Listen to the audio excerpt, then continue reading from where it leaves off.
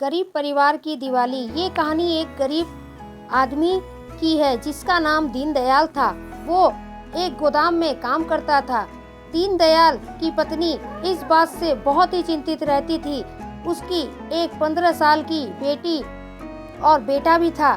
बेटी रिया अपाहिज थी, वो वैसाखी के सहारे ही चलती थी। बेटा अमित बहुत ही समझदार था, जो सिर्फ 11 साल का ही था। उसकी पत्नी मांडवी को ये खौफ सता रहा था कि अब हमारे परिवार का गुजारा कैसे चलेगा, हम अपनी बेटी का इलाज कहाँ से करवा पाएंगे। दीनदयाल भी यही सब सोचकर बहुत दुखी रहने लगा। वो रोज नौकरी की तलाश में निकलता तो था, पर कुछ भी फायदा नहीं होता था। तभी मांडवी पूछती है कि क्या हुआ, आपको कोई काम मिल रहा है या नहीं, अब हम सब का क्या होगा। तभी वहाँ दीनदयाल की बेटी वैसाखी के सहारे आती है और कहती है कि पिताजी आप इतने लेट से क्यों आए। पिता कहता है मेरी बेटी आज मुझे बहुत काम था, वो ये तो बच्चों से कह नहीं पाता कि मेरा काम छूट गया है, मुझे कोई काम भी नहीं मिल रहा है। ये सब देख मांडवी बहुत ही परेशान रहने लगी। पर दीनदयाल अपने बच्चों के लिए कभी भी चॉकलेट लाना नहीं भूलता था। वो अपने दोनों बच्चों से बहुत ही ज्यादा प्यार करता था। वो उन्हें कभी भी दुखी नहीं देखना चाहता था। वो हमेशा अपनी पत्नी से यही कहता रहता था कि मांडवी मैं अपने बच्चों के लिए कुछ भी कर सकता हूँ, पर मांडवी अभी दिवाली भी आ रही है, हम कैसे बच्चों को कपड़े और पटाखे और कैसे अपने घर में दीपक जलाएंगे।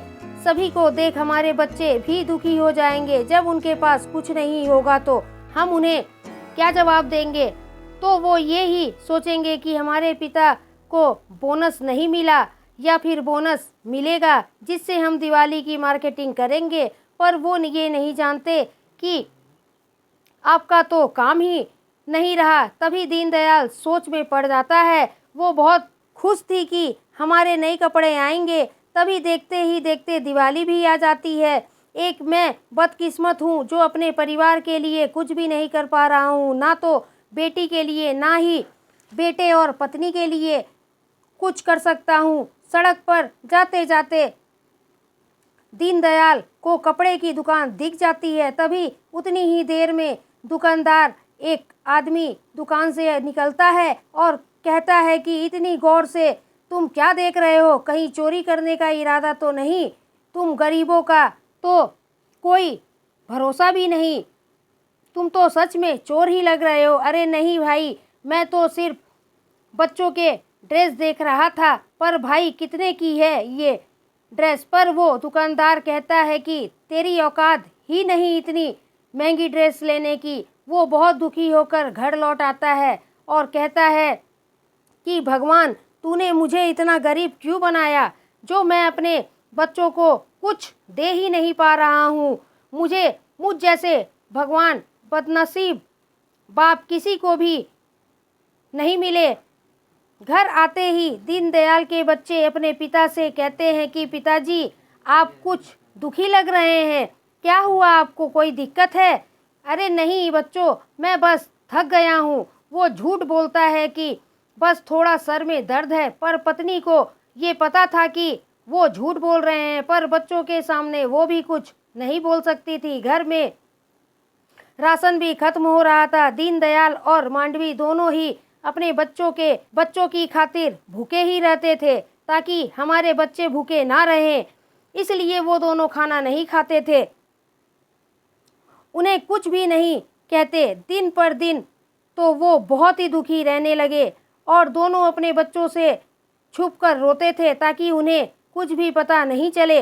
दूसरे दिन दिवाली थी। वो फिर भी काम की तलाश में निकल जाता है, ये सोचकर कि शायद कोई काम मिल जाए। तभी मांडवी लक्ष्मी माता के मंदिर में जाती है और दुआ करती है कि लक्ष्मी माँ तू तो धन की देवी है, आज कुछ ऐसा चमत्कार कर जिससे मेरे पति को काम मिल ही जाए, नहीं तो मुझे लगता है कि हम अपने घर को रोशनी के दिए नहीं जला पाएंगे, ना तो तेल है ना ही दिए और बाती, तू तो पूरी दुनिया को देखती है न माँ, तो क्यों नहीं तू मेरे पति की तरफ भी देखती है। लक्ष्मी माँ एक गरीब की इतनी परीक्षा मत ले, मैं तो तुझसे कुछ भी ज़्यादा नहीं मांगती हूँ।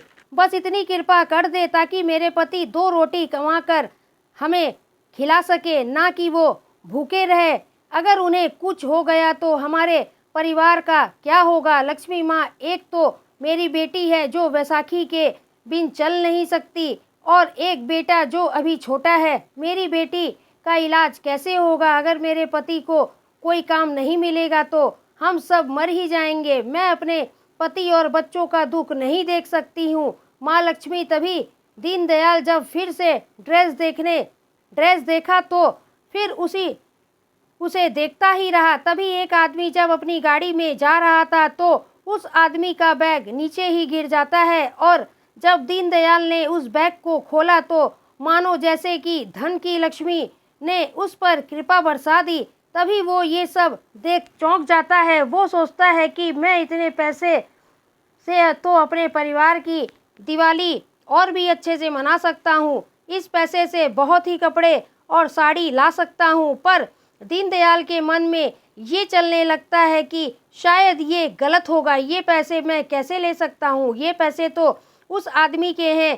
क्या पता ये पैसे उस आदमी के काम के ही हो, उसे कोई दिक्कत ना हो जाए, उसका भी तो परिवार है। तभी वो उस कार के पीछे दौड़ने लगता है, पर कार निकल जाती है। तभी दीनदयाल उसी जगह पर खड़ा हो जाता है जहाँ से उसे वो बैग मिला था।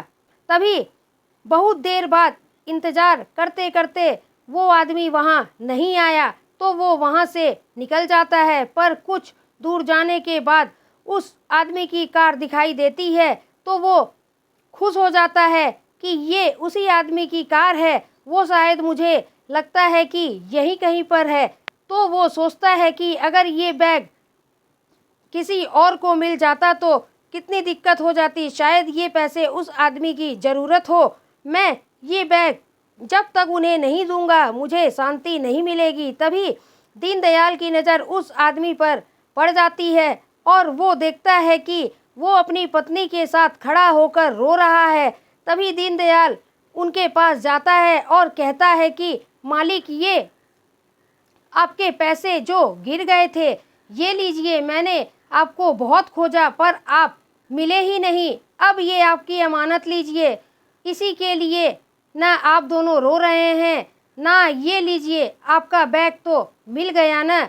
अब आप दोनों मत रोना। और हाँ मालिक, इसमें जितने पैसे थे वो उतने ही हैं। मैंने एक भी पैसे इससे नहीं चुराए हैं। आप चाहो तो गिन लेना। मैं कोई चोर नहीं हूँ। मैं एक गरीब हूँ पर चोरी नहीं कर सकता। एक ईमानदार आदमी हूँ।